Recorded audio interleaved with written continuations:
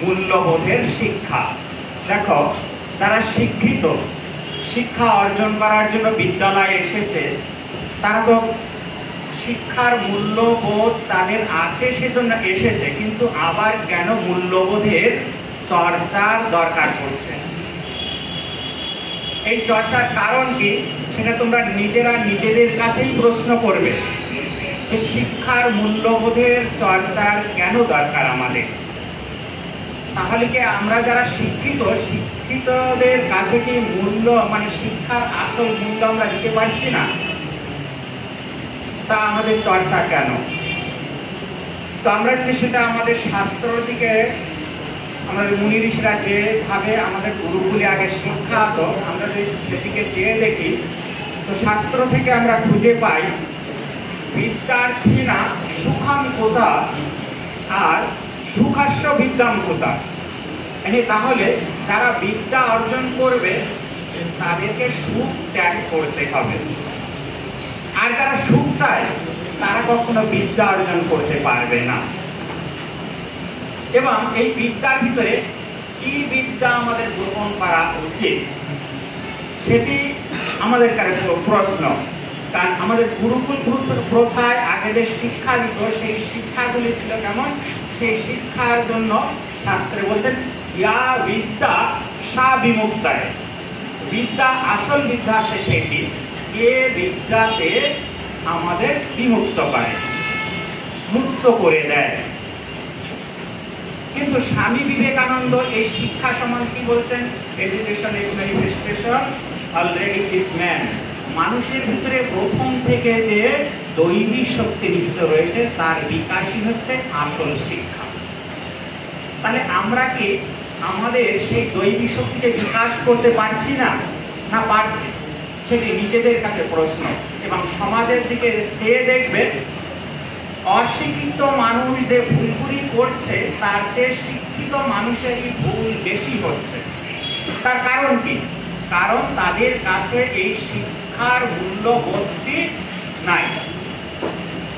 সেজন্য স্বামীজি এক জায়গা বলছেন সবার কাছে প্রকাশ নিয়ে যাও, আলো নিয়ে যাও। এক তো গরিবের কুঠিরে এবং বড় লোকের ঘরেও, কিন্তু সবচেয়ে বেশি আলো নিয়ে যাও বড় লোকের ঘরে।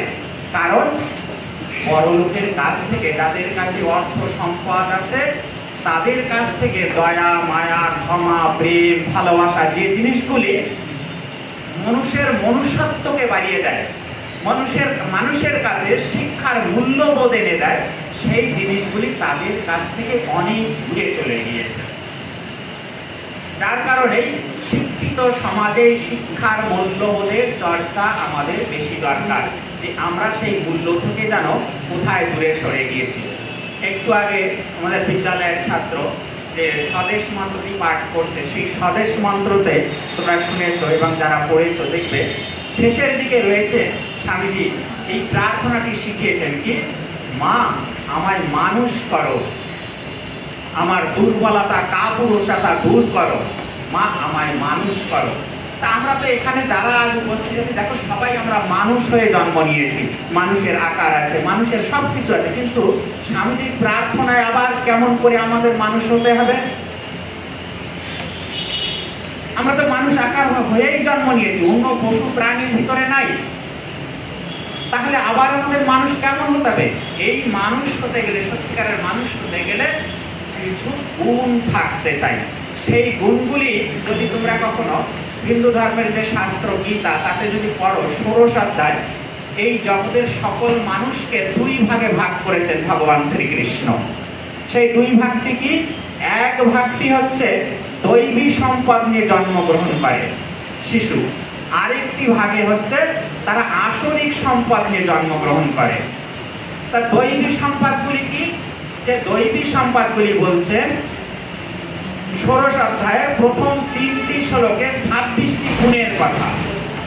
সেখানে 26টি গুণ রয়েছে। সেই 26টি গুণ হচ্ছে দৈবী সম্পদ, যে সম্পদগুলি মানুষকে দেবতা করে দেয়। স্বামীজির একটি কোটেশন আছে, স্বামীজি একটা বলছেন মানুষ মিথ্যা কথা বলে, চুরি করে, আবার সেই মানুষই দেবতা হয়। কিন্তু গরু কখনো মিথ্যা কথা বলে না, দেওয়াল কখনো চুরি করে না। কিন্তু দেওয়াল দেওয়ালই থেকে যায়, গরু গরুই থেকে যায়। মানুষ নিজের ভুল বুঝতে পেরে কষ্টতাপের অগ্নিতে নিজেকে জ্বালিয়ে আবার সেই মানুষই দেবতা হয়। স্বামীজির জীবনের একটি ঘটনা বলি। মহাপুরুষদের সংস্পর্শে আসলে মানুষের পরিবর্তন কেমন হয়। শ্রীরামকৃষ্ণের শরীর যাওয়ার পরে পরিব্রাজক জীবনে তিনি গাজীপুর গিয়েছেন। বেনারসের কাছে, কাশীর কাছে গাজীপুর নামে একটি জায়গা, সেখানে পওহরি বাবা নামে এক বাবা থাকেন। পওহরি বাবা মানে হাওয়া খেয়ে থাকতেন, তিনি গুহার ভিতর থাকতেন। তো একদিন ওই পওহরি বাবার কুঠিয়াতে এক চোর ঢুকেছিল, কিন্তু যখন চোরটি ঢুকেছিল পওহরি বাবা ঘুমিয়েছিলেন। পওহরি বাবার যে জিনিসপত্র ছিল সেই জিনিসপত্রগুলি সব কিন্তু তিনি একত্র করে একটি পোটলা বাঁধলেন। এই যখন বাধা হয়ে গেছে পওহরি বাবার ঘুম ভেঙে গিয়েছে। ঘুম ভাঙার পরে চোরটি দেখলো কি ঘুম ভেঙে গিয়েছে, এত জিনিসপত্র নিয়ে যাবে না, সে কুঠিয়া থেকে বেরিয়ে দৌড়ানো শুরু করলো। আর পওহরি বাবা ওই জিনিসটি নিয়ে তার পিছে পিছে দৌড়ানো শুরু করলেন। কিন্তু চোর তো, সে তো হাঁপিয়ে যাবে। পওহরি বাবা তাকে ধরে ফেললেন আর বলছে, তোমার জিনিস তুমি নিয়ে যাও। ওই চোরটি চোর হয়ে ঢুকেছিল পওহরি বাবার কুঠিতে, কিন্তু দেখো তার জীবনটি পরিবর্তন হয়ে গেল। কিভাবে? স্বামী বিবেকানন্দ পরিব্রাজক জীবনে যখন হিমালয়ে গিয়েছেন, একটি সন্ন্যাসীর সাথে দেখা। সেই সন্ন্যাসীর সাথে যখন কথোপকথনে পরিচয় হলো, সেই সন্ন্যাসীটি জানতে পারলেন যে স্বামীজি পওহরি বাবা সেখানে গিয়েছিলেন গাজীপুরে। সেই চোর সন্ন্যাসী বলছেন, স্বামীজি আপনি শুনেছেন পওহরি বাবার কুঠিয়াতে একটি চোর ঢুকেছিল? বলে হ্যাঁ। বলে আমি সেই চোর। এজন্য স্বামীজি জোর গলায় বলতে পারতেন, মানুষ মিথ্যা কথা বলে, চুরি করে, আবার সেই মানুষই দেবতা হয়। মহাপুরুষের সংস্পর্শে আসলে কেমন মানুষের পরিবর্তন হয় সেগুলি আমরা তো দেখি, কিন্তু শিক্ষার মাধ্যম দিয়ে মানুষ এই শিক্ষার মূল্যবোধ দিয়ে নিজেকে পরিবর্তন করতে পারে। আমরা বিভিন্ন পরিবারে জন্মগ্রহণ করি, সেখান থেকে আসি বিভিন্ন সংস্কার নিয়ে, কিন্তু আমরা যদি শিক্ষা কেন্দ্র থেকে এবং অনন্য যে আমাদের মহাপুরুষদের জীবন আছে সেখান থেকে যদি আমরা শিক্ষা নেই, তবে দেখব এই শিক্ষার আসল মূল্যবোধ আমাদের ভিতরে উঠে আসবে। যেখানে দেখো স্বামীজি বলছে, দাও দাও দাও ফিরে নাহি চাও, যদি থাকে সম্বল। দাও মানে সেবা করো। বর্তমান যুগে একমাত্রই ধর্ম, কারণ ধর্ম ছাড়া তুমি আসল শিক্ষার মূল্যবোধ দিতে পারবে না। একমাত্র ধর্মই মানুষকে এক করে দেয়। কিন্তু সেই ধর্মটি কি? স্বামীজি যেখানে ঈশ্বরের পূজা মাত্রেই বলছেন, দেখো জল, পাতা, মিষ্টি, অনেক কিছু যে ওই মূর্তিতে, পাথরের মূর্তিতে পূজা হয়, কিন্তু ঈশ্বরের জীবন্ত মূর্তি, সেই মূর্তি থেকে পূজা হয় না। সেই মূর্তিকে বহুরূপে সম্মুখে তোমার সারি কথা খুঁজিত ঈশ্বর, জীবে প্রেম করে যেইজন সেইজন সেবিতে ঈশ্বর। জীবের সেবা। স্বামী তার এক গুরু ভাই অখণ্ডানন্দ মহারাজকে, স্বামীজি বিদেশে ছিলেন, চিঠি লিখে তাকে জানাচ্ছেন একমাত্র ধর্ম এখন মানুষের সেবা। আমাদের শাস্ত্রে সাম্যবাদ আছে, কিন্তু আমাদের ব্যবহারে বৈষম্যবাদ। এই ব্যবহারে যে বৈষম্যবাদ, আমাদের ব্যবহারে বৈষম্য থেকে সাম্যবাদে আনতে হবে। স্বামী অখণ্ডানন্দ মহারাজ প্রথম রাজপুতানায় ক্ষেত্রীতে তিনি সেবা কাজ শুরু করেছিলেন, এবং সেখানে রাজার কর্মচারীদের ছেলেদের নিয়ে স্কুল শুরু করেছিলেন শিক্ষার জন্য। তার পরবর্তীকালে তোমরা যদি কখনো এখানে দেখো, পশ্চিম বাংলা যেখানে সারগাছি আশ্রম, স্বামী অখণ্ডানন্দ মহারাজ মহুয়াতে প্রথম গরিব শিশুদের নিয়ে সেখানে শুরু করেন। স্বামীজি তার খবর পেয়ে স্বামীজি চিঠি লেখেন। স্বামীজি অখণ্ডানন্দ মহারাজকে গ্যাঙ্গেজ বলে ডাকছেন, যে গঙ্গাধর এই একমাত্র ধর্ম মানুষের সেবা। এবং সেই সময় কিছু ইংরেজও অখণ্ডানন্দ মহারাজের সেবাতে সন্তুষ্ট হয়ে মানুষের সেবার জন্য, শিশুদের সেবার জন্য তারাও সহায়তা করেছিলেন। আর সেখানে অখণ্ডানন্দ মহারাজকে দণ্ডী বাবা বলে ডাকতো সবাই, সবাই তাকে আপন বলে জেনেছিলেন। এই সেবা তো আসল শিক্ষার মূল্যবোধটি যখন আমাদের ভিতরে আসবে, তখন আমরা দেখো আমাদের ভিতরে মানুষের কোনো বিভেদ থাকবে না। আর এই বর্তমান শিক্ষাটি স্বামীজির হিসেবে কেমন চাই, স্বামীজি এখানে বলছিলেন দেখো আমাদের বিজ্ঞান শিক্ষা চাই, বিজ্ঞানের শিক্ষা, কিন্তু বিজ্ঞানের শিক্ষার সাথে সাথে সুসংস্কারের শিক্ষা। এই সুসংস্কারের শিক্ষা যদি না হয় তাহলে মানুষ কেমন হতে পারে, একটা যন্ত্র তৈরি হতে পারে। আর যন্ত্র কেমন, দেখো একটা রেলগাড়ির ইঞ্জিন অনেকগুলি বগি টেনে নিয়ে যায়, অনেক মাল বয়ে নিয়ে যায়, কিন্তু একটা মানুষ শিক্ষিত হয়ে যদি অর্থ সম্পদের দিকে লোভী হয় তাহলে কি হবে, ওই রেলের ডাব্বার মতো অনেকগুলি অর্থ সঞ্চয় করতে পারে কিন্তু তার ভিতর মানবতা থাকতে পারে না। বর্তমান শিক্ষিত সমাজ যদি চেয়ে দেখে, বর্তমান সমাজের যে নেতারা, তাদের দিকে চেয়ে দেখলেই তোমরা দেখতে পাবে যে তাদের প্রতিমূর্তি কি। আর এই প্রতিমূর্তিটা কেন, তবে যে সব লোক, সব মানুষ, সব নেতা খারাপ তা নয়। প্রত্যেকটি জায়গাতে দেখবেন আলো আর অন্ধকার রয়েছে। যেমন আমরা এই দেখো এখন লাইটে দেখছি, ফ্যানের হাওয়া খাচ্ছি, প্রত্যেকটি জিনিসে নেগেটিভ আর পজিটিভ না থাকলে কখনোই হয় না। স্বামীজি যেখানে কর্মযোগে তিনি ক্যারেক্টার, চরিত্র হিসেবে বর্ণনা করতে গিয়ে বলছেন দেখো এমন একটি মানুষ পাবে না যার চরিত্র শুধু ভালো, মানে গুড ক্যারেক্টার যাকে বলা। কিন্তু গুড ক্যারেক্টার কাকে বলা হবে, সেখানে বলছেন ধরো একটা লোকের জীবনে ৮০টি ভালো কাজ করেছে আর ২০টি খারাপ কাজ করেছে, আরেকটি লোকের জীবনে ৮০টি খারাপ কাজ করেছে, ২০টি ভালো কাজ করেছে, কিন্তু এর ভিতরে যে ৮০টি ভালো কাজ করেছে তাকে বলা যাবে যে গুড ক্যারেক্টার, তার চরিত্রটি ভালো। কিন্তু যার জীবনে ৮০টি খারাপ কাজ করেছে আর ২০টি ভালো কাজ করেছে তাকে গুড ক্যারেক্টার বলা যাবে না। কিন্তু প্রত্যেকটি মানুষেরই চরিত্র রয়েছে। স্বামীজি চরিত্র বলের উপরে জোর দিয়েছেন।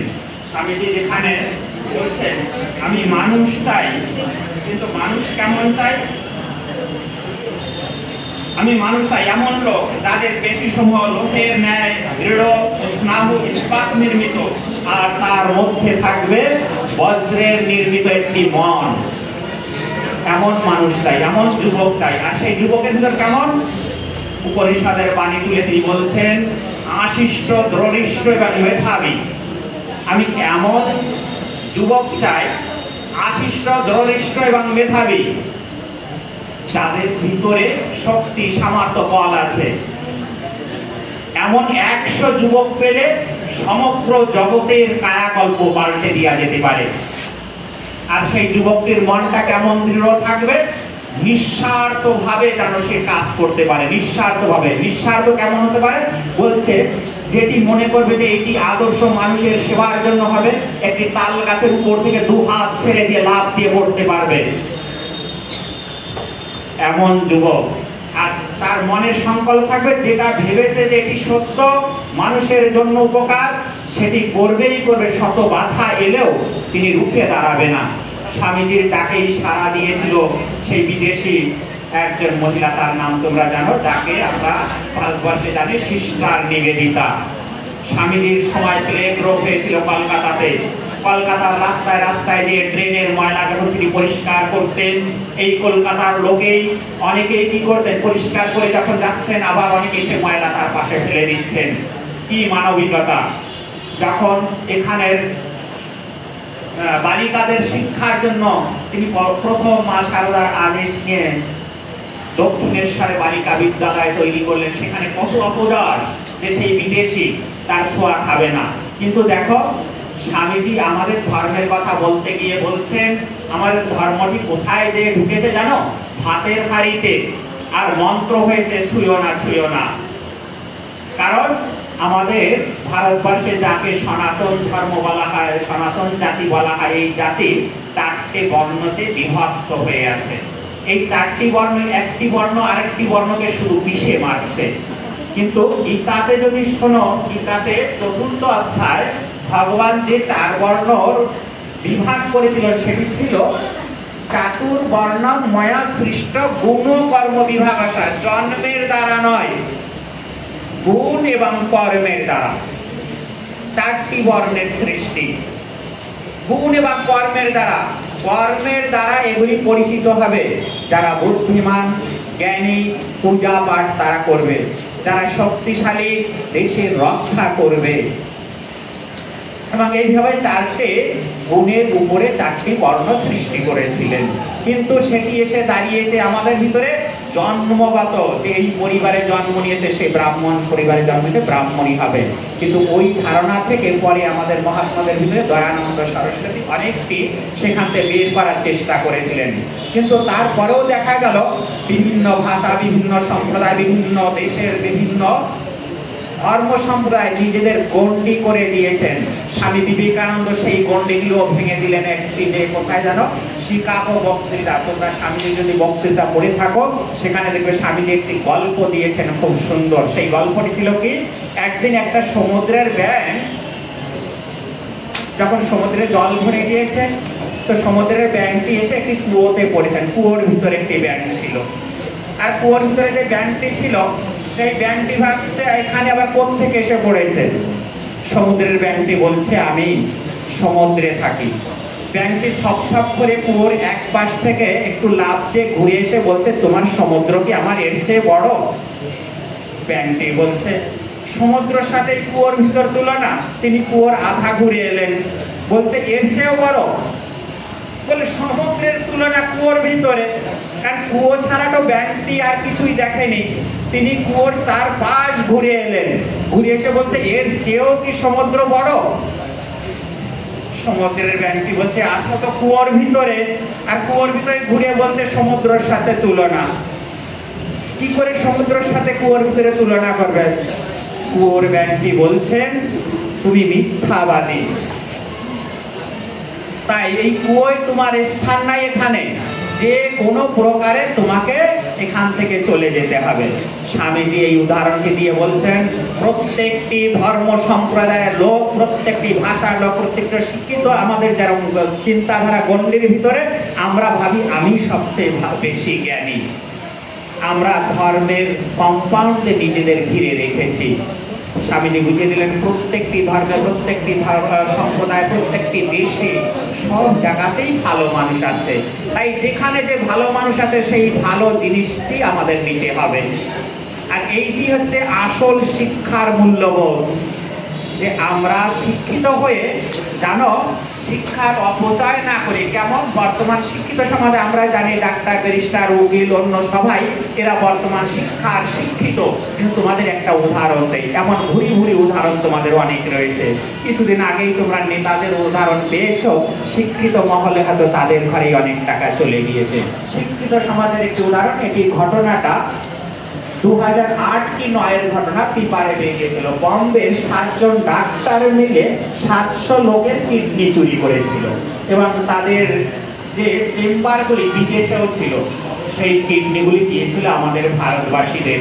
স্বামীজির সাথে সীমান্তে দেখবে স্বামীজি যেখানে ডাক দিয়ে বলছেন বলো ভারতবাসী আমার প্রাণ, সকলেই আমার আপনজন, আমার ভাই। বলো চণ্ডাল ভারতবাসী, ব্রাহ্মণ ভারতবাসী, দরিদ্র ভারতবাসী, সকলকে ডেকে নিয়ে বলছে। এটি গর্বের কথা। কিন্তু দেখো যখনই আমরা শিক্ষার মূল্যবোধ হারিয়ে যাই, তখন এই শিক্ষিত সমাজে এই কলঙ্কগুলি এসে পড়ে। আর শিক্ষিত সমাজ যে ভুলগুলি করছে, অশিক্ষিতরা কখনোই এত বড় ভুল করতে পারে না। তো এই জন্যই শিক্ষার মূল্যবোধের আমাদের একান্ত চর্চার দরকার, যে আমরা যাতে শিক্ষার মূল্যবোধ দিতে পারি। তো উদাহরণ দিলাম শিক্ষিত সমাজে ডাক্তারদের উদাহরণ। আর এই করোনা কালে তোমরা দেখেছো, করোনা কালে ডাক্তারদের ভগবান বলা হয়, কিন্তু করোনা কালে স্বামীজির যে মন্ত্রটি ছিল ধর্ম যে ভাতের হাড়িতে ঢুকেছে ছিল না, আর মন্ত্র হয়েছে ধর্ম ভাতের হাড়িতে ঢুকেছে আর মন্ত্র হচ্ছে ছিল না। কিন্তু এই করোনা কালে দেখা গিয়েছে এটি যেন আমাদের মানবতার পরীক্ষা। তুমি নিজের মানুষকে নিজে ভালোবাসো কিনা, তুমি তোমার আত্মীয় স্বজনকে ভালোবাসো কিনা, পড়োশীকে ভালোবাসো কিনা, সমাজকে ভালোবাসো কিনা। দেশকে ভালোবাসো কিনা, তার পরিচয়। তোমার ভিতর মানবিকতা আছে কিনা। যে 26টি গুণের কথা বললাম, সেই গুণের ভিতরে প্রথম গীতাতেই বলছেন, প্রথম গুণটি হচ্ছে অভয়ং সত্য সংশুদ্ধি। তুমি যদি সত্যিকার মানুষকে ভালোবাসে থাকো, তাহলে তোমার ভিতর কোনো ভয় আসবে না। সে শিক্ষিত আর অশিক্ষিত প্রত্যেকটি মানুষের ভিতরে একটা ভয় জড়িত থাকে। সেই ভয়টি কি তোমরা বলতে পারো? মানুষের কোন ভয়টি কাজ করে? ছাত্রের ভিতরে কেউ বলতে পারো কোন ভয়টি কাজ করে? প্রত্যেকটি মানুষের ভিতরে একটা ভয় রয়েছে, সেই ভয়টি কি? হ্যাঁ বলো। জীবনহানি। হ্যাঁ, জীবনহানি। শোনা যাচ্ছে না। জীবনহানি। হ্যাঁ, আর কেউ? হ্যাঁ বসো। আর কেউ কিছু বলবেন? এটি হচ্ছে মৃত্যু ভয়। যখনই জন্ম নিয়েছে তার পাশে আর একটা সত্য জিনিস রয়েছে, সেটি হচ্ছে মৃত্যু। এটি নিশ্চিত। তাই করোনাকালে দেখবে, আমি তোমাকে ছোবো না, তোমার কাছে যাব না। কেন যাব না? মানুষের ভিতরে একটি এই মৃত্যু ভয়, যে আমি মরে যাব। কিন্তু এই একটি প্রশ্ন, আমাদের যে একটি গ্রন্থ মহাভারত, সেখানে অনেক আগে ধর্মরাজ যুধিষ্ঠিরকে বররূপী ধর্মরাজ জিজ্ঞাসা করেছিল, আমার 4টি প্রশ্ন আছে, সেই 4টি প্রশ্নের ভিতরে বলো তো, সেই 4টি প্রশ্নের উত্তর দিলে পরে তুমি পুকুর থেকে জল খেতে পারবে। আগে প্রশ্নের উত্তর দিতে হবে। তার আগেই 4টি ভাই মারা গিয়েছে। যুধিষ্ঠিরের কাছে যখন প্রশ্নটি আসছেন, তো প্রথম প্রশ্নতে কিম আশ্চর্য, যে কিম আশ্চর্য বলেছেন, তো ধর্মরাজ যুধিষ্ঠির উত্তরে কিম আশ্চর্য, এই জগতে এর মতো আশ্চর্য আর কিছু নাই। প্রতিনিয়ত প্রতিটি মানুষ দেখছে যে আমার মৃত্যু হবে। কেন? আমার আগে যে জন্ম নিয়েছে তার মৃত্যু হচ্ছে, আমার পরে যে জন্ম নিয়েছে তারও মৃত্যু হবে, কিন্তু সকলেই ভাবছে আমি জীবিত থাকবো আর বাকিরা মরে যাবে। এর চেয়ে আশ্চর্য কথা আর কিছু নাই। তাই স্বামীজি ডাক দিয়ে বলছেন, মৃত্যুকে তোমরা ভালোবাসো। এই অভয় ও সত্য সংশুদ্ধি প্রথম গুণটি। আর 26টি গুণের কারণে তোমাদের যদি কেউ কোনো মনে হয় যে আমরা আগে সবগুলি দৈবী সম্পদ জানবো, কি গুণগুলি আমাদের ভিতরে এলে আমরা শিক্ষার মূল্যবোধটি আমরা দিতে পারবো ঠিক ঠিক ভাবে, ওই বাকি গুণগুলি পরিণত। এই সত্য সংশুদ্ধি মানে অভয়ম সত্য সংশুদ্ধি। অভয়ম যদি ভয় না থাকে, তোমার তো মৃত্যু ভয় যখন না থাকবে, তোমার পাশে যারা আছে, দুঃখী, গরিব, রোগী, সবার কাছে তুমি ছুটে যাবে, তোমার ভয় থাকবে না। কারণ যখনই ভাববে যে আমার মৃত্যু নিশ্চিত, কিন্তু এই রোগে আমার কখনোই মৃত্যু হতে পারে না। তার উদাহরণ মহাভারতের আরেকটি ঘটনা আছে, ভক্ত প্রহ্লাদের ঘটনা। সেই ঘটনায় আছে, তার পিতা হিরণ্যকশিপু, সে বর পেয়েছিল ব্রহ্মার কাছে। সেই বরটি কি? ব্রহ্মার কাছে যখন বর চাইলেন, তো বলছে আমার বর তো আমি দেবো না। তা বলছে ঠিক আছে, তাহলে আমাকে এমন বর দিন যে বরে আমার দিনে মৃত্যু হবে না, রাত্রে মৃত্যু হবে না, ঘরে মৃত্যু হবে না, বাইরে মৃত্যু হবে না, অস্ত্রে মৃত্যু হবে না, শস্ত্রে মৃত্যু হবে না, দেবতার হাতে হবে না, নরের হাতে হবে না, পশুর হাতে হবে না। ব্রহ্মাদেব বলল তথাস্তু, কিছুর হাতেই মৃত্যু হবে না। হ্যাঁ, এই আমার বর পেল, মৃত্যু হবে না। খুব সাধনা করেছিলেন। বরটি যখন পেলেন, তিনি ভাবছেন এবার তো আমি অমর। কিন্তু দেখো, তার ঘরে ভগবান একটি সন্তান দিলেন, তার নাম হচ্ছে প্রহ্লাদ। সেই প্রহ্লাদ বাবাকে শিক্ষা দিচ্ছে কি, পিতা আপনি ভগবান নয়, ভগবান শ্রীহরি, সেই সর্বশক্তিমান। বলে কি করে? তাকে ওই প্রহ্লাদকে মারার জন্য, গল্পটি সংক্ষেপে বলছি আর কি, না তো সময় বেশি হয়ে যাবে। তাকে মারার জন্য অনেক প্রচেষ্টা করলেন। পাগলা হাতির পায়ের নিচে দিলেন, অগ্নিকুণ্ডে ফেললেন, পাহাড় থেকে ফেললেন, জলে ফেললেন, কিছুতেই তার মৃত্যু হলো না। তার বিশ্বাস ছিল যে আমার মৃত্যু নাই, শ্রীহরির ইচ্ছা ছাড়া আমার মৃত্যু নাই। সেজন্য কোনোভাবেই তার মৃত্যু হলো না। তাই আমরা যখন জন্ম নিয়েছি, মৃত্যু যদি নিশ্চিত থাকে, তো তুমি রোগীর সেবা করো, যার কাছে যারা, যে সংকটের সম্মুখীন হও না কেন, তোমার মৃত্যু হবেই না। তাই তোমাকে আরেকটু উদাহরণ দেই। তোমরা সুনামের কথা শুনেছিলেন। সুনামের সময় সেটি আমার সাথে আরেক মহারাজ ছিলেন, তিনি তার শরীরটি ছিল আন্দামানে। তো আন্দামানে সেন্টারে তিনি ছিলেন। তো যখন গিয়েছেন, তো খবরটি শুনে খুব আনন্দিত। যখন সেই 15 ফুট নিয়ে একটি তুফান এসেছে, একটি ঘর ভেঙে গিয়েছে, সেই ঘরের পরিবারের সবাই চলে গেছে, একটি ছোট্ট শিশু 2 বছরের, ওই ঘরটি যখন জলে ভেসে যাচ্ছে, ঘরের দরজাটি ভেসে উপরে উঠেছে, ওই শিশুটি কিন্তু জলের ঝাপটাতে যেয়ে ওই দরজার উপরে পড়েছেন, ওই শিশুটিকে নিয়ে দরজা জলের উপরে উঠেছেন, পরিবারের সবাই মৃত্যু হয়েছে, ওই শিশুটি বেঁচে রয়েছেন। তাই দেখবে সনাতন ধর্মে যারা বৈষ্ণব ধর্ম পালন করে তাদের থেকে কথায় বলে, রাখে কৃষ্ণ মারে কে, আর মারে কৃষ্ণ রাখে কে।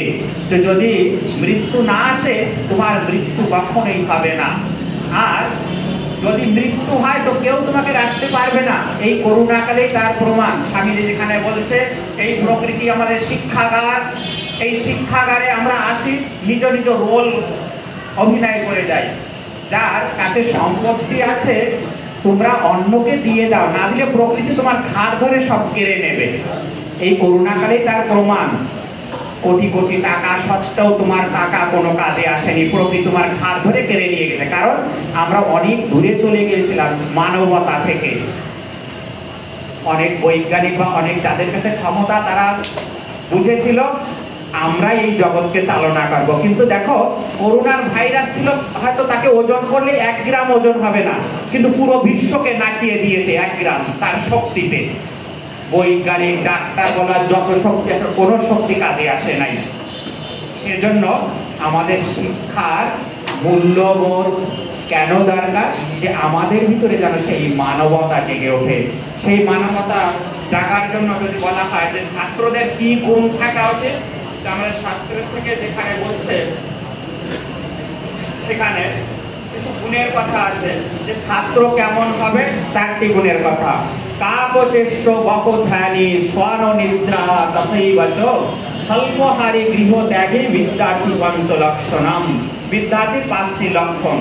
সে কাকের মতো সচেষ্ট হবে, বকের মতো ধ্যানশীল হবে, কুকুরের মতো স্বল্প নিদ্রা হবে এবং অল্পহারী হবে। এই হচ্ছে আসল ছাত্রদের লক্ষণ। কিন্তু আসল ছাত্রদের লক্ষণ এগুলি কেন, তোমাদের একটাই উদাহরণ দেই, বাকিগুলো তোমরা নিজেরাই চিন্তন করবে, নয়তো সময় আরো বেড়ে যাবে। স্বল্প আহার। স্বল্প আহার করলে কি হয়?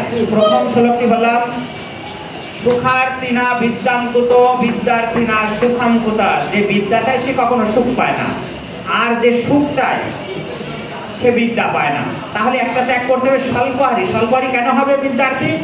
বেশি আহার করলে কেমন হবে? যারা রামায়ণ দেখেছো, কুম্ভকর্ণ দেখেছো, খেয়ে দিয়ে 6 মাস ঘুমাতো। মানে আহার বেশি করলে আলসতা এসে যাবে, আর আলসতা এলে বিদ্যা অর্জন করতে পারবে না। আর বিদ্যা তারাই অর্জন করে, বিদ্যার দেবী জানো আমাদের, আমরা সনাতন ধর্মে কারা মানে বিদ্যার দেবীকে? মাতা সরস্বতী। তার বাহন কি জানো? হংস। আর ধনের দেবতা লক্ষ্মী, আর লক্ষ্মীর বাহন কি? প্যাঁচা। এর অর্থ কি? যদি আমরা তত্ত্বগত দিয়ে দেখি, যে জ্ঞানী তার কাছে অর্থ থাকে না কখনো। হংস দুধের ভিতর থেকে দুধটি খায় আর জলটি ত্যাগ করে, তাদের কাছে অর্থ থাকে না, কারণ জ্ঞানী সবাইকে ভালোবাসে। তাই তারা কি করে? মানুষকেই নিজের আপনজন করে নেয়। এই জগতের সবাই আপন, তাদের কাছে অর্থ কখনো জমা হয়ে থাকতে পারে। জ্ঞানই শ্রেষ্ঠ। তাই স্বামীজি যেখানে বলছে মানুষের রুটি কাপড়া মাকান, মানে তার খাবার দাও, বস্ত্র দাও, মকান দাও, কিন্তু সর্বশ্রেষ্ঠ জ্ঞান কাকে বলছে? সর্বশ্রেষ্ঠ দান জ্ঞান দানকে। কারণ মানুষের যদি একবার জ্ঞান হয় তাহলে কেমন অবস্থা হতে পারে? স্বামীজি ডাক দিয়ে বলছেন, তুমি যদি এই জগতের সম্পূর্ণ সম্পদ একটি লোককে দিয়ে দাও, তার ক্ষুধার তো কখনো মিটবে না। কিন্তু যদি তার ভিতর তুমি জ্ঞান দিতে পারো, তার ক্ষুধা মিটে যাবে। সে তার যতটুকু প্রয়োজন ততটুকু রেখে বাকিটুকু অন্যকে দিয়ে দেবে। আর জ্ঞান যদি না থাকে, কোটি কোটি টাকার অর্থের মালিক হয়েও সে সুখে জীবন যাপন করতে পারবে না, সে চাইবে আরো টাকা অর্জন করতে। তাই স্বল্প আহার কেন চাই? বিদ্যার্থীর সুখটি ত্যাগ করতে হবে জ্ঞানটি অর্জন করার জন্য। আর এর সাথে সাথে স্বামীজির কথা তো অনেক রয়েছে। আমাদের এই সবগুলি, যে এই শিক্ষার মূল্যবোধটি কেমন করে আমরা বাড়াতে পারি জীবনে, স্বামীজির কথায় বিশ্বাস বিশ্বাস বিশ্বাস, নিজের উপর বিশ্বাস, এটি উন্নতি করার একমাত্র পন্থা। তুমি যদি ৩৩ কোটি দেবতার উপরেও বিশ্বাস করো, আর বাইরের দেশ থেকে আমদানি করা আরো অনেক দেবতা এসেছে তাদের উপরেও যদি বিশ্বাস করো, কিন্তু যদি নিজের উপর বিশ্বাস না করো, কখনোই তুমি উন্নতি করতে পারবে না। সেজন্য নিজের উপরে একান্ত বিশ্বাস। ছোট্ট একটি গল্প বলেই আমার বক্তব্য সমাপ্ত করব। সেই গল্পটি হচ্ছে স্বামীজির একটি প্রিয় উপনিষদ ছিল। উপনিষদটি হচ্ছে কঠোপনিষদ।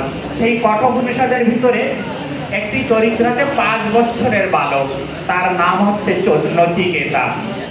এই নচিকেতার পিতা একটি যজ্ঞ করছিলেন, সেই যজ্ঞের নাম ছিল সামযজ্ঞ। এই সোমযজ্ঞের অর্থ কি? যে তোমার নিজের যা কিছু প্রিয় থাকবে সবকিছু দান করতে হবে। নচিকেতা পিতাকে সে বলছে, পিতা আমাকে কাকে দান করেছো? প্রথমবার পিতা সরিয়ে দিলেন। দ্বিতীয়বার বলছে, পিতা আমাকে কাকে দান করেছো? দ্বিতীয়বার সরিয়ে দিলেন। তৃতীয়বার যখন বললেন, পিতা আমাকে কাকে দান করেছো? আমি তো আপনার প্রিয়। তখন বলছে, যা তোকে জমকে দান করলাম। তখন নচিকেতা একটি সংক্ষেপে শ্লোক বলছেন, যে নচিকেতার যে শ্লোকটি, সেই শ্লোকটি আছে আত্মবিশ্বাস। স্বামীজি বলেছিলেন, মানে আমাদের ভারতবর্ষের সবাইকেই এই নচিকেতার গল্পটি জানা উচিত। কারণ আত্মবিশ্বাস কেমন, সেই শ্লোকটি আছে, বহু নামেমি প্রথম বহু নামেমি মধ্যমা কিংচিৎ অমস্যম। আমি অনেকের ভিতর প্রথম, অনেকের ভিতর মধ্যম, কিন্তু আমি কখনো অধম নাই। এই যে আত্মবিশ্বাস, এই আত্মবিশ্বাস প্রত্যেকটি ছাত্রের ভিতরে যদি জেগে ওঠে, কারণ তোমাদের যে শিক্ষক যখন পড়ায়, তো একটা ক্লাসে যদি 40 জন ছাত্র বা 20 জন, যতজন ছাত্র থাকবে, শিক্ষক জন গণিত হোক, ভূগোল হোক, যে সাবজেক্টই হোক না কেন, পড়ানোর সাথে সাথে একজন ছাত্র একবার শুনে মুখস্থ করে নিচ্ছে, আর একজন ছাত্র 2 বার শুনে মুখস্থ করে নিচ্ছে, আর একজন ছাত্র ক্লাসেও শুনেছে, বাড়িতেও অনেকবার সেটা মুখস্থ করার চেষ্টা করেছে, কিন্তু সে পারেনি, মুখস্থ করতে পারেনি। তার কারণ কি? শিক্ষক তো একটা বিষয়ই বলেছিল, সেটি হচ্ছে যার ভিতরে যেমন শ্রদ্ধা, তাতে বলছেন শ্রদ্ধাবান লভতে জ্ঞানম। এই শ্রদ্ধা যদি না থাকে তাহলে জ্ঞান অর্জন করতে পারে না। আর এই শ্রদ্ধা অর্জন করার জন্য স্বামীজি বলছেন, আমাকে যদি আবার ফিরে শিক্ষা গ্রহণ করতে হতো, তা আমি একাগ্রতার শিক্ষা দিতাম। আমি শিক্ষা নিয়ে বেশি ভাবতাম না। মনের একাগ্রতা যদি হয়, এখানে তোমরা যারা বসে আছো দেখো, অনেকের ঘুম এসে গিয়েছে। কিসের জন্য? মনের একাগ্রতা নাই। অনেকে ঢুলে পড়েছে, সিধা হয়ে বসতে পারছে না। যুবকেরা সিধা হয়ে বসবে, কিন্তু সেই মনের উপরে নিজের কন্ট্রোল নাই, একাগ্রতা নাই। তোমরা বুদ্ধের নাম শুনেছো? ভগবান বুদ্ধের নাম। বুদ্ধ একবার ধ্যানে বসেছিল, এই শরীর যদি শুকিয়ে চলেও যায়, তো আমি ওই আসন থেকে উঠবো না, দৃঢ় প্রতিজ্ঞা। আর মহাপুরুষদের সংস্পর্শে আসলে অনেক পরিবর্তন হয়। অঙ্কুলিমাল ছিল তার এক শিষ্য, সে অনেকের আঙ্গুল কেটে গলার মালা করতেন, কিন্তু যখন তার কাছে এসে তার জীবন পরিবর্তন হয়ে গেল। তারপরে তার নাম হলো অহিংসা। এবং যাদের আঙুল কেটে, যে গ্রামের লোকদের আঙুল কেটে তিনি গলায় পড়তেন, সেই গ্রামেই বুদ্ধ তাকে পাঠিয়েছিলেন ভিক্ষার জন্য। আর তিনি যখন গিয়েছেন, সেই গ্রামের লোকেরা তাকে পাথর মেরে ক্ষত বিক্ষত করে দিয়েছিলেন, কিন্তু তার ভিতরে শিক্ষার মূল্যবোধটি এমন জেগে উঠেছিল, তিনি অহিংসা হয়ে গেলেন। যখন তাকে বুদ্ধের অন্য শিষ্যরা ধরে নিয়ে আশ্রমে নিয়ে আসলো, তুমি প্রতিবাদ করলে না কেন? তখন অহিংসা বলছে, ওরা জানে না, ওরা অজ্ঞানী, ওরা অবুঝ, আমি অহিংসা ব্রত গ্রহণ করেছি, তাই তিনি প্রতিবাদ করেননি। এই হচ্ছে মহাপুরুষদের সংস্পর্শে আসলে শিক্ষার মূল্যবোধটি তার ভিতরে জাগ্রত হয়ে যায়। তা এই শিক্ষিত সমাজে তোমরা আজ যে শিক্ষায় গ্রহণ করছো, আশা করি আজ তো স্বামী বিবেকানন্দকে পুরো বিশ্বের লোকে জেনে গিয়েছে, তারপরেও কিন্তু আমাদের ভারতবর্ষে অনেক জায়গায় বিবেকানন্দ এখনো পৌঁছাতে পারেনি। বিশেষ করে শিক্ষার মহলে এখনো বিবেকানন্দের সেই ভাষাগুলি ঢুকানো হয়নি। বিবেকানন্দ শিক্ষা মুক্ত পরিগ্রহ হয়ে ওঠেনি। একজন শিক্ষক যদি স্বামী বিবেকানন্দে লক্ষ্য করে পারেন জীবনের, তাহলে ভালো শিক্ষা হবে। একজন ডাক্তার যদি স্বামী বিবেকানন্দে লক্ষ্য করে জীবনের গতি গ্রহণ করেন, সে ভালো ডাক্তার হবে। একজন গায়ক, সে ভালো গায়ক হতে পারবে। মানে প্রত্যেকটি দিকে দেখা যাবে স্বামী বিবেকানন্দকে যদি জীবনের লক্ষ্য করেন, তিনি প্রত্যেকটি দিকেই নিজের আদর্শ শিক্ষার মূল্যবোধ গ্রহণ করতে পারবে এবং নিজের জীবনে সেটি প্রতিফলিত করতে পারবে। এখানেই আমি মহারাজকে এবং সকলকে প্রণাম, শুভেচ্ছা, ভালোবাসা জানিয়ে আমার কথা এখানে সমাপ্ত করছি। ওম শান্তি শান্তি শান্তি। হরি ওম তৎসৎ। শ্রীরামকৃষ্ণার্পণমস্তু।